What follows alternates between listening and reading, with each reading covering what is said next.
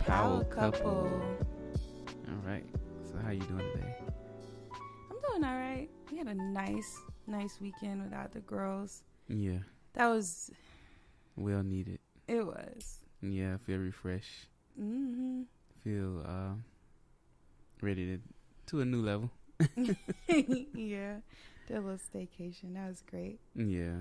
Had a very interesting weekend. First time going to a fashion show. Yeah. Shout out to Foster Beauty. Yeah, for sure. It was a good fashion show. It was cool vibe. I like that. Yeah, it was dope. See a lot of the local talent. Just people trying to make a way. Yeah, for sure. I think that experience really opened me up to like how much talent is where you are, like in your city. Like you don't really think about the pool of people that are so talented. Yeah. That are like around you, like your neighbors and your coworkers. Like when they're not punching that clock, they're also sewing a dress. Right. And I think it's so important to, show those people love around you. Because it's tough. The world is tough, trying to break out on your own. So shout out to Foster Beauty for giving people that platform to show off their talents. Yeah, that's a wonderful thing. You like to write down your thoughts in your phone, and sometimes you send me some, or you always share. But I was reading this morning, and it really piqued my interest. I was like, it was a light bulb that went off, and I thought we needed to talk about it. Okay. It said, it's an interesting thing when you ask another woman how she's doing. She usually divert the question and talk about her kids or work or a partner, as to say all of the people that she cares for every day are her. It's funny how we lose our identity in becoming parents, that when someone asks how we are, we talk about everyone else that's doing well and not our personal accomplishments. It's more, but I'm going to stop it right there. Because, you go into, when usually we ask someone how they doing, and, oh, my job is, oh, my kids are. Yeah, and I wrote that note because, like, I just had this conversation with somebody and that I hadn't seen in a while. And I was just like, hey, like, how are you doing? And she was like, oh, my kids are getting bigger and my husband, he's doing this thing and blah, blah, blah. And I had to say, sis, how are you doing? Right. Right. But I felt her because I feel like when someone asks me how I'm doing, I'm always talking about, oh, yeah, our girls are getting bigger, they starting school, she's in fashion classes, and, Right. Or like, yeah, Mario's killing it. Right. Yeah, and it's not like a, how are your personal self doing? How are you, your mental, how are you doing? Yeah, I think this is true for Black families. I think that our stature and a lot of our worth is put into like our children and how they dress and how they perform in school and the extracurricular activities they're in. And, we get to a point where, what our kids do start to reflect on us. So, if your kid is doing X, Y, Z, that means you're a good parent. Or if your kids are doing, the opposite, 1, 2, 3, 4, and then you must be a crappy person. Right, exactly. And I think as Black families, I think we always striving for that quote unquote Black excellence. Yeah. And so everything that we have going on externally equals up to that Black excellence of what people see. Yeah. And not eternally, like, really, how are you doing? Because you've been working 24 hours straight, 7 days a week. And a side hustle. How are you doing? Yeah, and raising kids. Right. And having family. And you got to cook, clean. And you want to socialize. And you maintain. And you managed to give us a selfie this morning. Right. That's amazing. Like, how are you doing? How are you doing? because we usually get wrapped up in life, and we be so busy, and sometimes we forget to check in with ourselves. So a lot of people may not know how they're doing. Oh, wow. Just want to let that breathe for a minute. Yeah. A lot of people may not know how they're doing. Yeah, exactly. And when I asked her, sis, how are you doing? She like really had to take a beat, and that's when she broke down and she was like, things are okay for me, but I just feel like I could be doing more. Right. And I was like, okay. Yeah. Yeah. And that's important. Like, we just don't really know. We don't really check in on ourselves. Yeah. And I think that's you're going into the self-care realm when we don't check in with ourselves. Yeah. We don't do for ourselves. Like that point between, is it selfish for me to take care of myself? Like, what's important to you? A lot of men especially, we don't take care of ourselves. Most commercials that you see is geared towards a lot of women. They in the bathtub with the soap and all the candles and stuff like that. And men, I know for myself in particular, and a lot of men that was around, it was this hard factor. You have to be hard. You got to be tough. You got to keep going. Your mental, just be tough mentally, physically. Keep going for yourself and your family. Yeah. You had this older buddy that you worked with, and you guys went to go get your feet done. Yeah. And like it was the first time like you had done something like that. Cause like I hear my uncles and I ain't going to no nail salon. That's for women. But it's like, it's not for women. You're on your feet all damn day. Why not go get them loved on? Yes, right. Get them rubbed on. Right, but that word sacrifice, that's a really big word, because when you start a family and that's the path that you choose in life, to be a husband, to be a wife, to have kids, everybody talks about like how much of a sacrifice is it, like, but what are we really sacrificing when we put ourselves last? Like, is your family really getting the best of you if you're not taking care of yourself? Exactly. It's like the plane situation.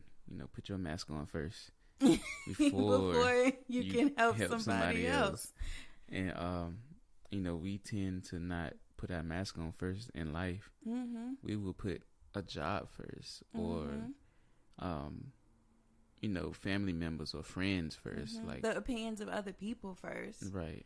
Because sometimes, I know when I was out there doing a lot of networking, I would put friends before me. Like sometimes I was like, I just really want to chill. I want to watch a movie. I just don't want to do nothing. But if I get a text like, hey man, we going out tonight, I put my clothes, all right, let's do it. You know what I'm saying? I understand. And you still feel that strain, like you're not really enjoying yourself when you go out. So they not getting to fund you. They getting, I want to be home watching the movie. Half of you is at home watching the movie. Right. The other half is like, Right, exactly. So, I think just knowing what you want, doing what you want, not being afraid of the judgment. Being okay with saying no. Being okay with saying no. That's self-care. That was a really, really big thing that I had to learn. Like, I feel like when I was younger and we first got married, like whenever my family was throwing a cookout or, something, like we was rushing all the way to North Carolina to be there, birthday parties, like just, just little things, and we was just always trying to make sure that we were there. And like, I was just having a hard time. I just felt split. Like I felt split in two places. But in my mind, I knew where I wanted to be, where I wanted to spend most of my time. And that was here in Hampton Roads with my family. Yeah. And for years, I put that off to the side. Like, even if I was down, we're down to our last $60. We're filling up the tank to go to North Carolina just to be there. Right. And the first time that I started saying no, Right. it was like I got my weekend back and I got to go to the town center and I got to walk around or, or just sit at home and just enjoy the place that we work so hard to, be in. Exactly, to be in. Right. And that was monumental for me, was just saying no. Right. Exactly. Saying no is important. I heard this millionaire guy. He was like, he do so much for other people. He got this big house on the water, and he was like, but I'm never home. I'm never home. I don't see my family. My wife about to leave me. Mm-hmm. Because he's always gone, always working, never saying no to that job, working extra over into the nighttime, never see his kids. Mm-hmm. Like, is that worth it? Is that sacrifice worth it? I think that a lot of us live in the fear that we're going to lose something. Like with you going out with your friends, maybe it was just the fear that you were going to miss out on something. Yeah. Or like for us always going to Carolina for every little event, maybe it's just the fear that they would feel like we didn't love them, or that, we weren't supportive. Right. Or that, we felt like we were better. Right. Right. And, but a lot of that fear is like, that's our own narrative. Like, what if you put yourself first and none of that happens? You don't lose the job. You don't lose the love of your family. You don't lose anything. Exactly. But you're in a better space with yourself. Exactly. And I think we just have to realize that that space is essentially is better for us. Mm-hmm. My dad said something important. It was something, I think it was grandma's funeral. Mm-hmm. And he was like, if you cannot be there, I know where your heart at. And that was a big release for me, because I always used to put family first. Like, I gotta be there. We gotta go to Carolina every weekend for a simple cookout or any little thing.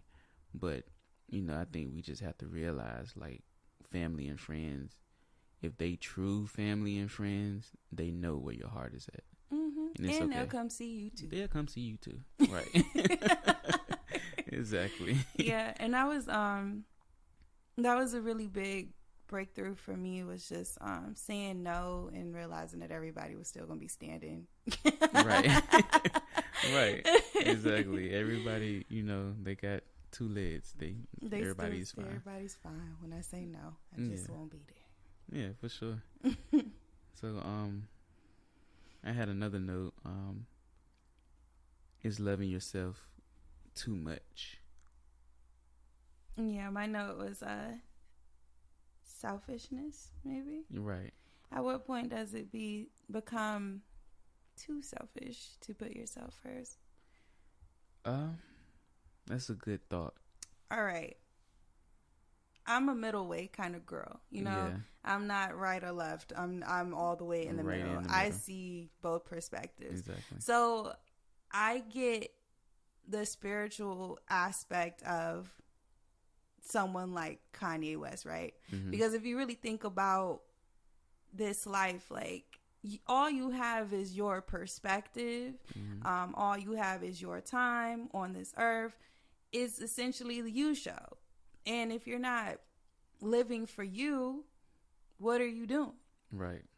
Exactly. So, I mean, I get that. And I get that, on the other hand, like, you can become a narcissist where everything is about you. And it's so much that you're not working on yourself to be better, or you're not, considering how other people feel. And I think considering other people is important, but it's also not very important, because, like, say you're in a really bad relationship or bad friendship, like, you have to have a tough conversation with that person, let them know how you feel. And if they, however they take that is how they take that, but that's how you truly feel. Right.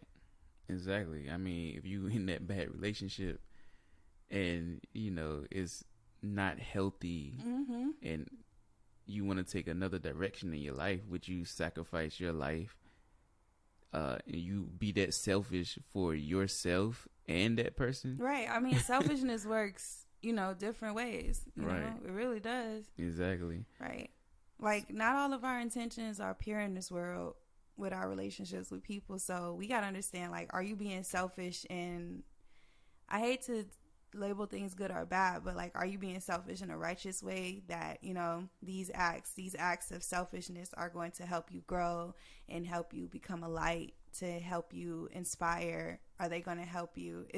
Are these acts of selfishness helping you, or are Right. these acts of selfishness harming you? Exactly. Is it for the better of mankind? Well, for the better of yourself first. Yeah, for the better of yourself. And then it, is that vibration. going to go outward? Right. If me making these selfish decisions going to make me better and help my light shine? Right. Or are these selfish decisions just making me a black hole? Right, exactly. Exactly. Yeah. Like, what frequency is your selfishness on? Mm-hmm. Like, what are you attuned to? And again, I'm a middleweight kind of girl, so I have no issues with somebody that's selfish to the point where, that's just all they do. It's just all they do. I just know to stay away from you. Yeah. I mean, everybody have their own vibrational, Mhm. frequency. And they're allowed to exist Exactly. however Exactly. they want to. Yeah, man, because, sometimes I like to do some wild stuff. Yeah, You know. you gotta let the dog You walk. got to let the dog walk. So, hey, no Mhm. judgment. And sometimes people are like that 24/7. Sometimes, yeah, right. Exactly.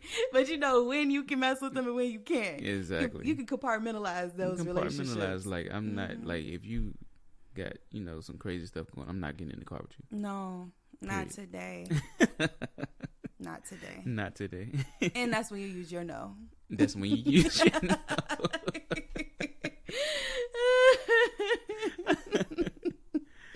Awesome. Yeah, man.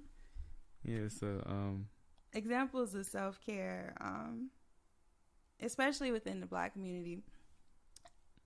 For me, it's like Black aunties, right? Like, right. you have your auntie, like a lot of our aunties, they single, they educated, they independent. Mm-hmm. And, pretty much all they do is like, a lot of self-care. Right. They're able to get hobbies because they just have this like beautiful amount of time. Right. Right.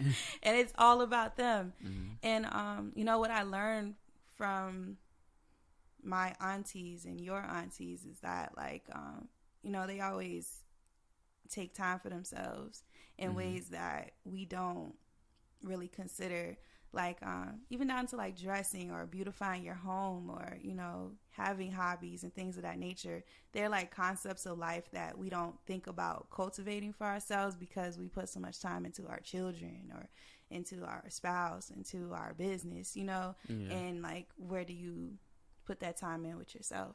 Right, exactly. I think they are the best examples. They are great counselors. Mm-hmm. They are.